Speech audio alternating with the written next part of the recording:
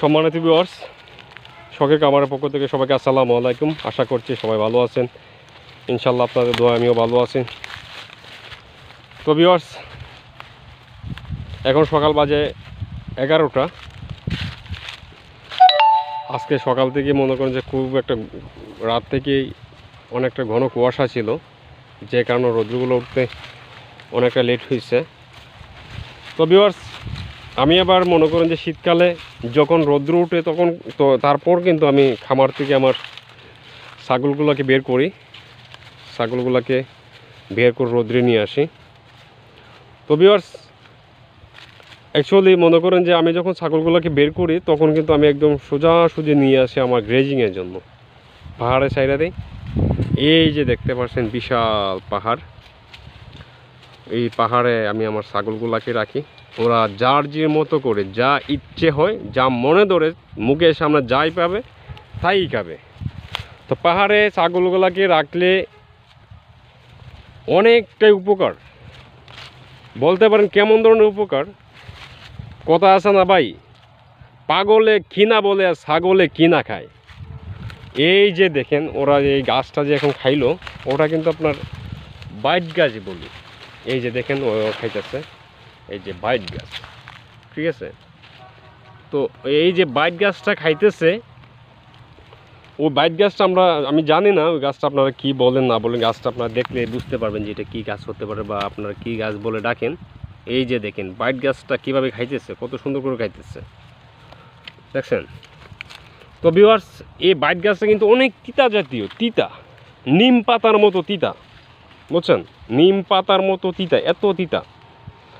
তো তিতা জাতীয় লবণের মতন মনে হয় তিতা জাতীয় জিনিসগুলো কিন্তু আপনার কী রোগে কাজ হতে পারে, আপনি নিজে একবার বলেন যে নিম পাতা কেমন রোগে কাজ করতে পারে। তো তিতা জাতীয় জিনিসগুলো কিন্তু আসলে কৃমির জন্য অনেকটা উপকার, অনেক উপকার কৃমির জন্য। এই যে দেখেন আবার বাইট গাছটা খাইতেছে, ঠিক আছে। তো এইরকম ধরনের ঔষধি গাছ, বিভিন্ন ধরনের ঔষধি গাছ এই পাহাড়ে প্রচুর পরিমাণ ঔষধি গাছ আছে, ঠিক আছে। এই যে দেখেন এই গাছটা কিন্তু আমরা বলি মন গাছ। এই মন গাছ আপনারা চিনেন কি না জানি না। তো এখন তো শীত সিজন, গাছের পাতাগুলো তো এখন শুকিয়ে যেতেছে আস্তে আস্তে করে, পাহাড়ের গাছগুলো শুকিয়ে যাবে বা চতুর্দিকে ঘাসগুলা কমে যাবে। শীতকালে তো সব দিকে পাতাগুলো ঝরে যায়, গাছের পাতাগুলো ঝরে যায়। এই হলো রাবার গাছ, কিছুদিন পরেই রাবার গাছের পাতাও থাকবে না, এগুলো সবগুলো ঝরে যাবে। তো ভিউয়ার্স, পাহাড়ে এরকম ধরনের হাজারো ঔষধি গাছ আছে, যেগুলো ঔষধি গাছ ওরা মুখের সামনে পায়, এগুলো ওরা খেয়ে থাকে, যে কারণে আমার ছাগলগুলার খুবই রোগ বলাটা খুবই কম হয়। আমার ওষুধ লাগে না বললেই চলে। ওই দিক দিয়ে মনে হচ্ছে অনেকগুলো ছাগল আছে, তো ওরা নিজের ইচ্ছা মতো করে খাইতেছে। আয় আয় আয় আয় আয়। আমি আবার ভাই ওদেরকে এমনভাবে প্রশিক্ষণ দিছি, মানে আমি ডাক দেওয়ার সাথে সাথে কিন্তু ওরা এক জায়গায় জড়িত হয়ে যাবে। সো আমি যদি না থাকি সাথে, ওরা কিন্তু একটা ছাগলও কিন্তু পাহাড়ে থাকবে না, সবাই ছুটে যাবে, একদম ডাইরেক্ট বাড়িতে চলে যাবে। তো ভিউয়ার্স, আমি ওদেরকে এমনভাবে প্রশিক্ষণ দিছি, মনে করেন যে আমি সারা পাহাড় ঘুরলে ওরা সারা পাহাড় ঘুরবে, এরকম করে আর কি। আর কথায় আছে না ভাই, আপনি যদি একটা জিনিসটা যদি আপনি আদর করেন ভাই, ওই জিনিসগুলো কিন্তু আপনাকেই চিনবে। তো আপনি যেদিকে যাবেন ওরাও এদিকে যাবে, আপনাকে অনেক সুন্দর করে বস মনে ফেলবে, বুঝছেন। তো ওদেরকে এই যে দেখেন ওরা কিন্তু আমি হাঁটতেছি না, আমি যাইতেছি, ওরা কিন্তু চলে আসতেছে, ভাবতেছে যে আমি এখান থেকে চলে যাব। হ্যাঁ, আর আমার যদি বাসায় যদি কোনো কারণে ওদেরকে রেখে যেতে হয় ভাই, আমি কী কমো আপনাদেরকে, একদম সেনাবাহিনীর মতো ট্রেনিং করে লুকায় আমার যাইতে হয়, এরকম করে যেতে হয় আর কি। তো ভিউয়ার্স, যারা এই শীতকালে ছাগলগুলোকে ভালো রাখতে চান, সুস্থ রাখতে চান, তো আপনারা চেষ্টা করবেন এই শীতকালে মনে করুন যে সকালবেলা ঘুম থেকে উঠে যত পর্যন্ত রৌদ্র না উঠছে তত পর্যন্ত ছাগলগুলোকে খামার থেকে বের করবেন না। বের করার পরে যেন ওদের শরীরে রৌদ্র পায় এরকম অবস্থা রাখবেন, ঠান্ডার মধ্যে রাখবেন না। হ্যাঁ, কুয়াশাটা ওদের শরীরে, যে কুয়াশাটা পরে ওদের শরীরে পড়তে দিবেন না, তাহলে কিন্তু ঠান্ডা লেগে যাবে। ঠান্ডা লাগলে ঠান্ডা থেকে সর্দি কাশি জ্বর হাঁচি নাক দিয়ে পানি পড়বে, হিঙ্গালের মতো চলে আসবে, দেখবেন তারপরে এই হিঙ্গাল থেকে আপনার হয়ে গেছে পিপিআর।